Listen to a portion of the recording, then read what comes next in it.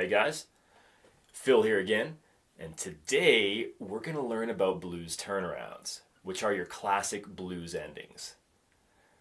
What we're going to do, we're going to learn one first, like this. Super straightforward. And then we're going to learn a little bit about creating our own, about mixing and matching some of these ideas. And that's the most fun way, most useful way as well, to learn a little bit more about what our turnarounds actually are. So you can create your own in different situations, in different keys, and you're going to understand them much better for the rest of your life. It's super cool. So what is a blues turnaround?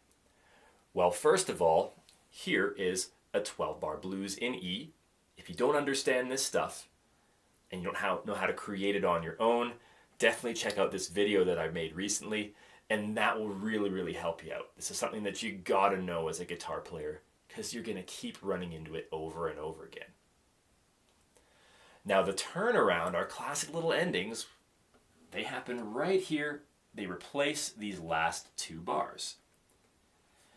And learning the blues, one of the most fun things about learning the blues is this idea of mixing and matching.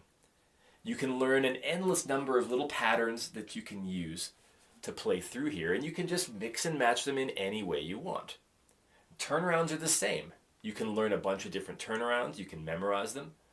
You can also do what we're going to do today together, and you can kind of create your own and mix and match some of these really simple ideas to get a lot more diversity and a lot more interesting stuff out of your playing.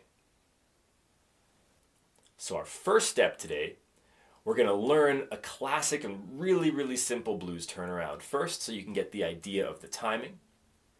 And then I'll show you a bunch of pieces and we'll talk about mixing and matching these pieces to create a whole bunch of different turnarounds and really an endless number of options for you.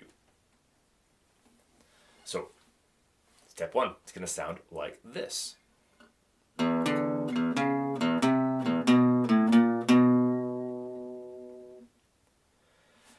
Now, I'm going to count out loud with this in a second, and that's something I really recommend you do. It's much more musical. It's going to help you understand where things are. It's going to help you perfect them. And I know it's hard at first. All of my students, including the adults, they complain about the counting at first. But it really does make a big difference. So check this out. Let me go 1 and 2 and 3 and 4 and 1 and 2 and 3 and 4 again. 1 and 2 and 3 and 4 and 1 and 2 and 3 and 4 and. So that's our classic blues turnaround, and most of the ones that you're going to hear are kind of some variation of that. So step one, learn that, get the hang of it, pause the video if you need to, and then come back and let's do some mixing and matching. Now, before we continue, I just wanted to really thank you for joining me, and I have to go through the usual like and subscribe and comment and share. Everything that you do really helps this small channel. I've been teaching guitar professionally for most of my life, but getting started on YouTube is a whole other adventure where we're pretty much giving away our job for free to start with. So anything you can do to support the channel helps a ton. I've got some things in the description, whether it's a donation, whether it's taking some private lessons. I teach online.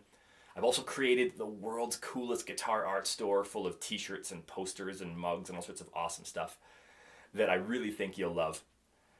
I'm about to move halfway across the planet with a backpack and a guitar and follow this crazy musical dream of mine to study local styles of music and make videos about them. So everything right now is really just fundraising for my travel dreams. And I appreciate your support. I'll stop ranting. Let's get back to the video. Thank you again. Okay, so let's break this down a little bit. I think you're really gonna like understanding this a little bit better. So in our turnaround, in our mixing and matching, we're going to have two main parts.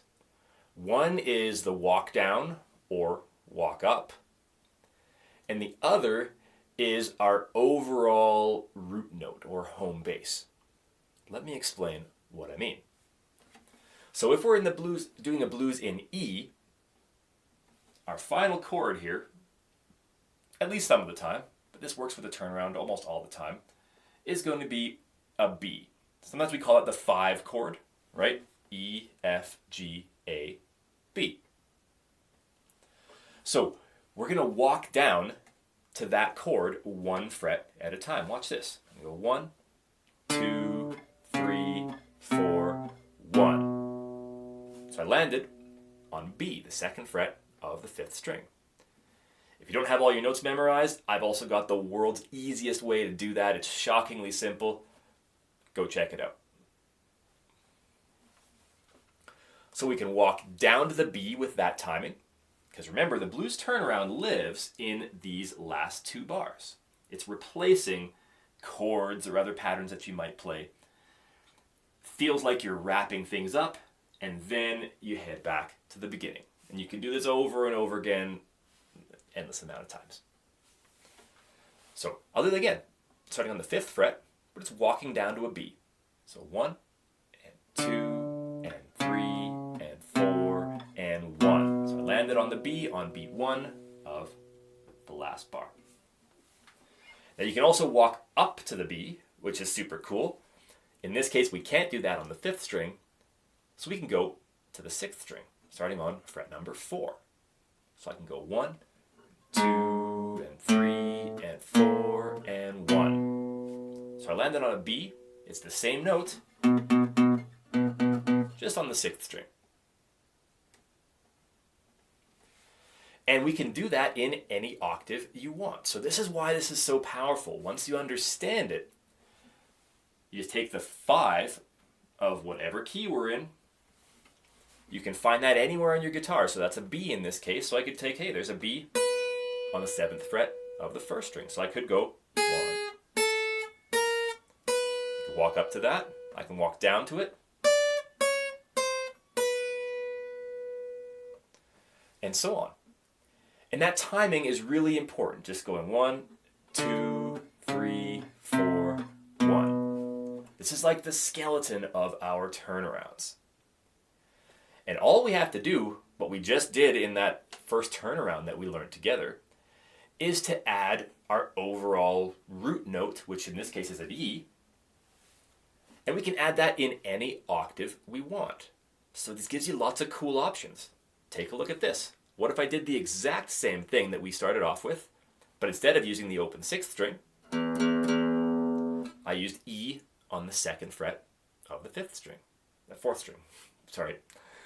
So,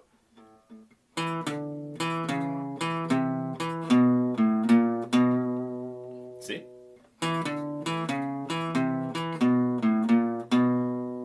Or what if I use the open 1st string?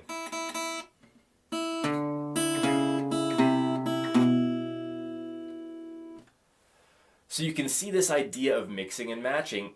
We can move our notes higher and lower, but it's still the same notes. And you can come up with all sorts of cool little variations.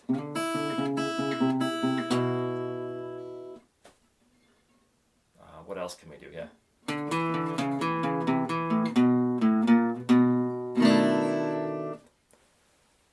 What if I move those notes?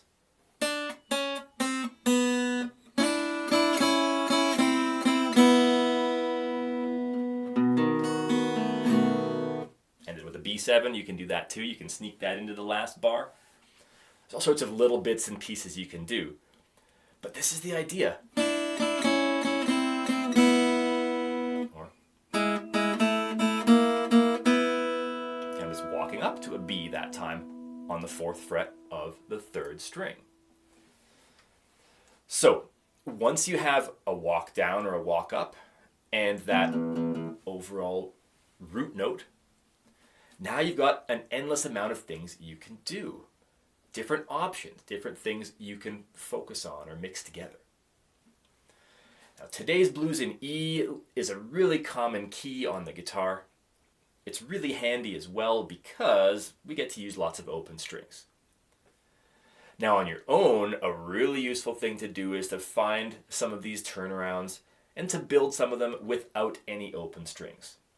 Because on the guitar, if there's no open strings in your pattern, then you can move it left and right and play in whatever key you want. The open strings are great, but they kind of lock us into specific groups of chords.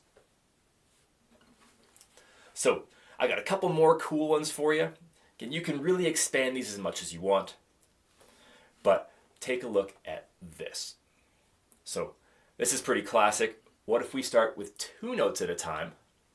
In this case, we're going to have B on the 4th fret of the 3rd string and a D on the 3rd fret of the 2nd string.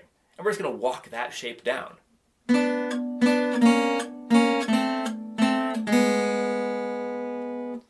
So your walk down can be more than 1 note, and it sounds really cool.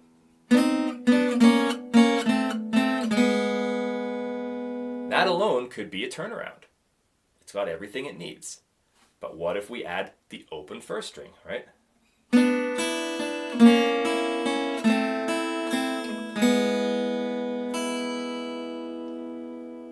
Now it's sounding like a lot of these classic blues turnarounds that you're going to hear.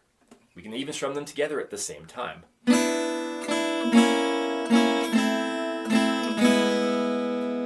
And you can always sneak in that fancy little ending,